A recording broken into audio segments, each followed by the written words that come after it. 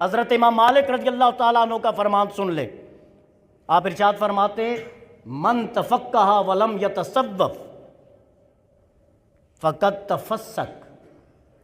جو علم حاصل کرتا ہے اور تصوف اور روحانیت اور فیض حاصل نہیں کرتا، امام مالک فرماتے ہیں فقط تفسق، وہ فاسق ہو جائے گا۔ وَمَن تَصَوَّف وَلَمْ يَتَفَقَّهْ فَقَدْ تَزَنَّدَ، اور جو تصوف کی طرف ہی لگ جائے، روحانیت کی طرف لگ جائے اور علم دین حاصل نہ کیا ہو، فَقَدْ تَزَنَّدَ، حضرت امام مالک فرماتے ہیں وہ زندیق ہو جائے گا۔ اب اگر ہم اپنے معاشرے میں دیکھیں، یہ بہت ساری غیر اسلامی، غیر دینی، غیر مذہبی رسومات جو ہمارے معاشرے میں آئی ہوئی ہیں، یہ ان جہلاء کی وجہ سے ہیں جو اپنے آپ